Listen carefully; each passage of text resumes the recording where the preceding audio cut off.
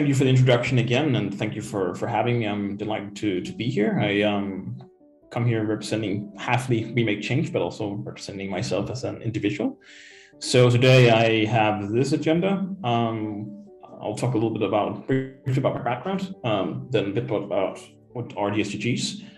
It's a pretty good conversation to have when it comes to the impact, and then how we can transform the system that we have in the world that is currently setting in place on like how impact is happening. Then I'll talk a little bit about volunteering, also like how you can volunteer if you're interested in doing so. And then I'll talk a little bit about managing volunteers. So if you're a social entrepreneur, or if you're running an NGO or something like that, and you're dealing with volunteers, then you can learn a little bit about what we recommend and what we do at We Make Change. And I'll give you just a few examples of social enterprises that we're working with. So, firstly, myself, I saw that you actually missed my last name is Trier. So my name is Christian Trier. I am Danish, Swedish. I live in Helsinki, but I lived in the UK before. Luckily, COVID allowed me to have this flexibility. So it's been a blessing and a curse. Firstly, having to stay at home all the time has been a bit sad, and of course the people affected by the illness, but then there's also been the plus that you can actually work much more remotely, which also will be a very good thing for most people who do want to volunteer, and it's also helped us a lot of We Make Change. So my background, again, I was actually born in Denmark and grew up there, and I lived in Sweden for a bunch of years as well. I studied international relations and law because I thought if I wanted to make some change in the world, it would probably have to be either as like a diplomat or through an NGO or like humanitarian aid or something like that. I think it's a pretty standard thing that a lot of people think about when they think about how they can make an impact. And I think the scope of that is quite limited, because how can you change the world nowadays? Typically, at least where I'm from, it's always like you do some local volunteering, or you donate some money, or you go into politics. And in reality, in a lot of political systems, you don't really get to make a lot of impact. So we're a bit stuck in the world being like, how can I actually make change? So actually, that's where We Make Change came into the picture. My co-founder, James Sancto, this is an idea that came to his mind when he was studied at university, thinking about how can I actually use the skills that I'm learning at university to make an impact. Being a student, there's always a limitation, and also like your monetary situation, and there's this like gap between being able to want to help when there's issues going on, and then being able to actually help in a way that doesn't really affect your wallet that much, and also a way where you can get experience. So that's actually how We Make Change came to be, and so we're a platform that connects skilled volunteers with social enterprises across the world. It's an offering that we have for free. So anyone who want to use their skills can go on our platform and apply to join different projects. And anyone who's running a social enterprise or an NGO or another social impact organization, they can also sign up with us at We Make Change for free and use our service to be connected with the skilled volunteers. We also have a commercial offering, which is also a part of our business model. This is where we actuate corporates to use their skills to support social enterprises across the world. And that is how we are allowed to offer this membership for free to social enterprises, because one big sort of challenge that social enterprises always have is funding. So we think it's a bit counterintuitive to charge people who are looking for help to grow because they lack funding. But we're just not a fundraising platform, unless you want to call it a fundraising platform in terms of the fundraising and the worth of the people's skills and time. So if you just go back a little bit and talk about the SDGs, I'm sure a lot of you probably have heard about the United Nations Sustainable Development Goals, and also know a little bit about how vague they can actually be. So before the SDGs, which were introduced and agreed upon by the UN General Assembly in 2015 by all the UN member states, we had the Millennial Goals, which will also kind of relate a little bit to the issues that the SDGs are addressing. And we're supposed to reach all these goals by 2030. And I believe there's like sort of 17 goals, and I believe there's like 169 targets within all these goals. So there's quite a lot of work to get done the next 8 years, because now we're almost running into 2022. And it's one thing that all the governments agreed on this, but who's actually responsible for carrying out all of these goals? Is it actually the government? In certain countries, I live in Finland. Here, the government and the state does carry out some of these goals. Quality education, for instance, and good health and well-being is something that you generally get through the tax that you pay in the country. But not all states offer that. So it's very hard to just have governments have that responsibilities. Then there's, the international organizations, which I've written as their abbreviation IOS, would be like, the African Union, the European Union. The European Union are doing certain things, but it's very limited what you can do when you're doing international collaborations, which you also will see a little bit with the UN. That said, the UN is still something I personally think is a good concept. But this is then the NGOs. Either it's outsourced by governments that NGOs should carry out some responsibilities. Otherwise, what NGOs really depend on is funding from private donators or from donations or like public funding from states. But what we also see is that NGOs oftentimes work with lobbying rather than actual impact action on the ground, like trying to get other people to make the change is what a lot of NGOs also do. And then again, this being very depending on other people's money is not very sustainable. Because you see cuts in public funding all the time, and people are less inclined to donate either because they have an unstable personal economy or they're unsure where the money actually go. So lastly, we have the private sector. The private sector, of course, is something that there's some sort of consensus about, that the private sector is something we depend on because that's where the money comes from. But just because that's where the money is on the market, doesn't mean that it should be a free pass to sort of explore as much as possible. So we, at least the Women Change, are really focusing on trying to change the private sector by actually supporting mainly social enterprises, because social enterprises, as I was told a little bit in a moment, have a model that is sort of equivalent to what you see in the private sector, but has the values that you might see in the NGOs. So the question about responsibility is always interesting to pick up. So transforming the system is what we think that social enterprises can do, because the social enterprise can, focus on gaining revenue. So that will make them financially sustainable and independent. So not depending on everyone else giving them money or donating specific things. They can then also gain investment and then scale, meaning that they can make even more impact. And living in 2021, there's so much new technology you can really harness to actually make impact. And a social enterprise operates like a business, so its purpose is to make impact. That's like the main thing. And it is what we believe, at least what I personally believe, is that the future of business is social entrepreneurship. Why do I believe that? That's because we have a whole new generation. Our generation, I want to say very broadly, is actually the most socially conscious generation ever. We're also the largest ever. We're also the best educated ever, and we're also the most well-connected ever, because we have, like right now, I'm here at this event, in Nigeria, basically from my office in Helsinki.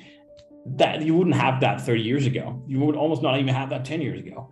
So there's so much connection between us that anything can actually happen, and we can gather and connect much more to make impact.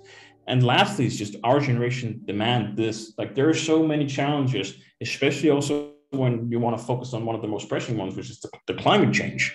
Because, okay, I'm sure the planet will survive, but people will go extinct if this happens and continues to do. So we are the last generation to actually be able to address these issues. So our generation plays a vital role here, and we need to, step up and take power and not feel as helpless as we do sometimes, because we can actually make an impact in the world.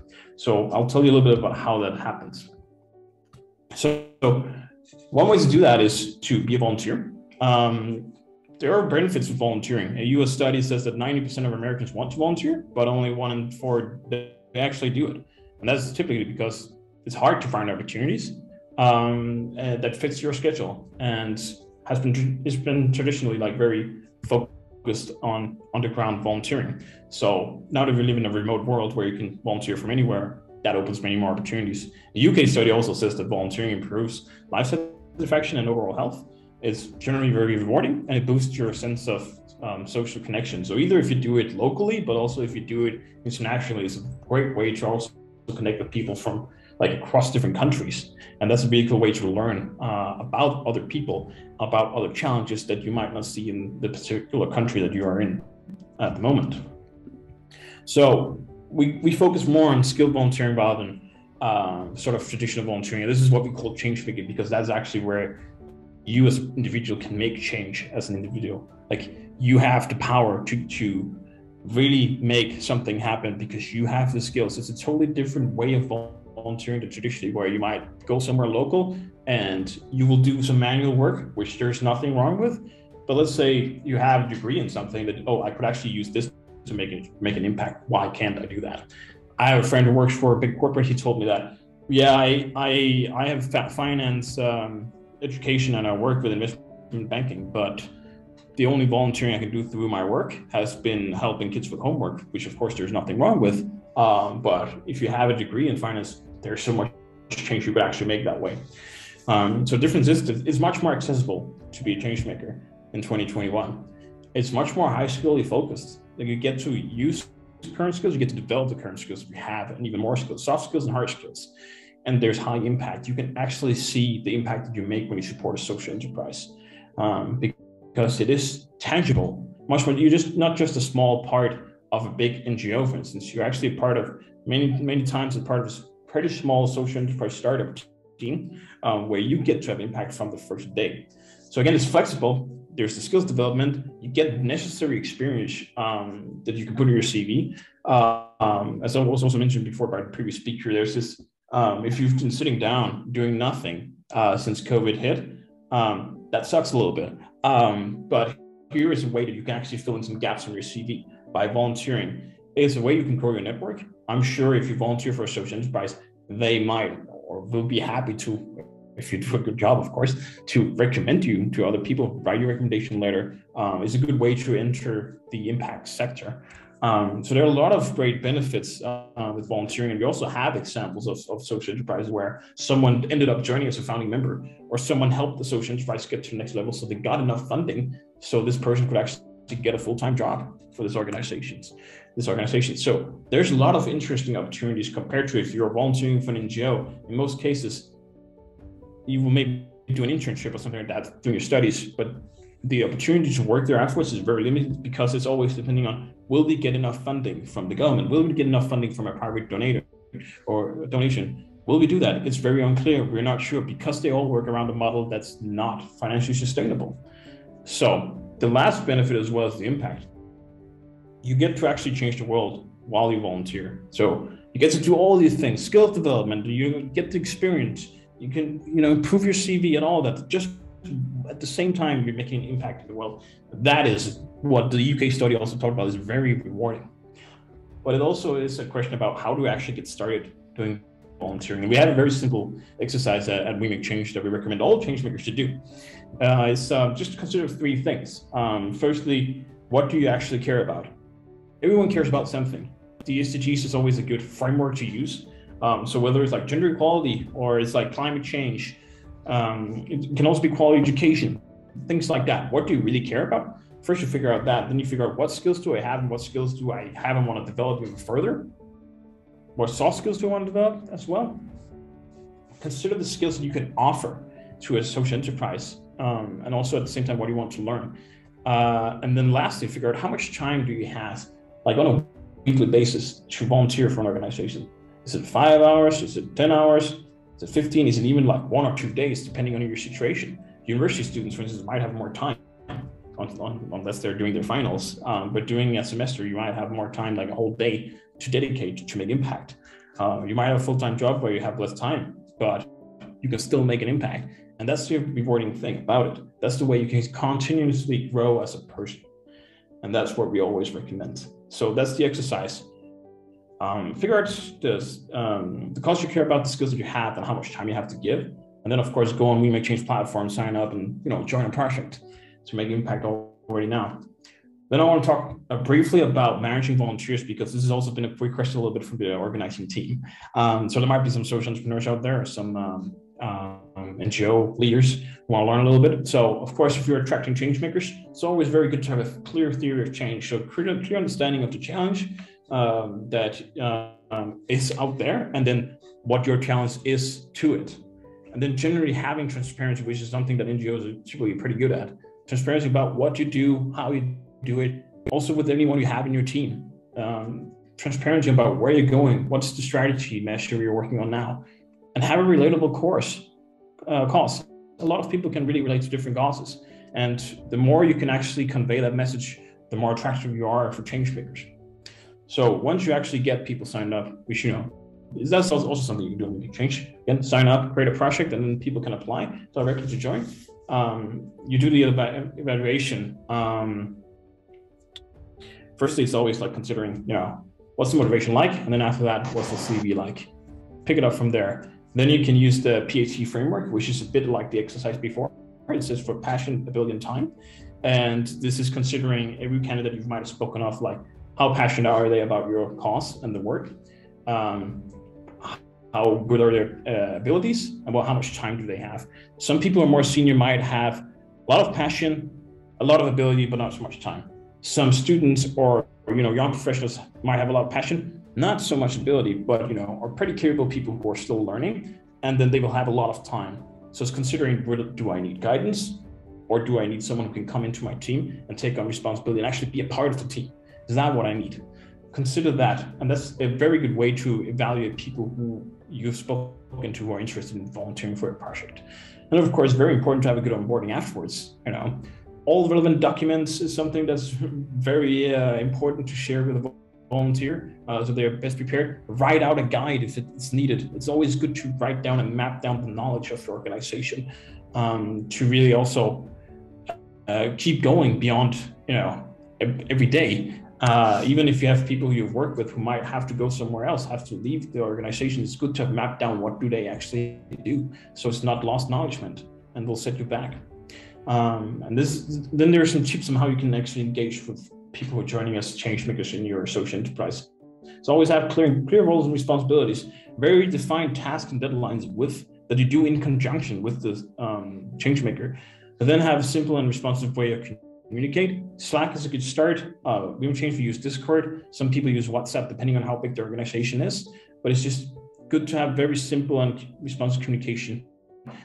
It's also a good idea to have, for instance, a weekly call, depending on how much commitment the person has, or if you even have a volunteer team. And make sure it's also a fun and engaging experience. People want to volunteer to give back, but they also want to be engaged with as a team member. It's not like, oh, it's just a volunteer. It's not just a volunteer, it's actually a person who is really here to make an impact. So make sure to make it fun, have some calls here and there with the whole team where you have some social aspect to it. And then always try and find ways to grow for change makers. There should always be like this carrot, this opportunity to get to the next level. Like you have someone working hard who are doing a lot of great work. How can I reward this person if I don't have any funds to do it? There are other ways to do it. There's other ways to celebrate. There's also a way to sort of promote people within the team. So always the opportunity to grow is always very appealing for people who are volunteering. So before I'm running out of time, just a few examples of social enterprises that we're working with. One is Era 92 Creative, which is based in Kampala in Uganda, led by amazing Trinity Heavens, who is getting young people out of the slums near Kampala into sustainable creative work. So anything that's actually digital work. He has a very touching story himself, coming from the same background, and his organization is providing digital solutions like marketing and graphic design for companies around the world. So he's getting people into work through his programs. Then there's Extincts here in the middle. Extincts they are a community and research company based in the UK. So they teach children about endangered species. They have created a video game that can be downloaded on the phone, and then kids can learn about different endangered species. They also sell sustainable clothes. It's like t-shirts that actually has the design of endangered species to spread more awareness. And then all the profits that they make, they donate to NGOs that are actually making conservation around the world regarding these endangered species. Lastly, we have the Marcus Literacy Project, which is based in the US, with a goal to really eradicate illiteracy especially among young adults, because that's a big issue in the United States. And hopefully this is also something that can be spread beyond the US borders, because once people have a specific age, I think it's around 10 or something like that, you're expected to be able to read. Maybe it's even like if you're beyond 12, I think. And all the materials you need to use to actually read after that age is for very small kids. So a lot of people lose the motivation, and it is generally a big issue that people cannot read. So it's an interactive video game that's being created. So we're very excited to see where that goes. But yeah, I think that concludes sort of my speech today. So again, thank you for having me.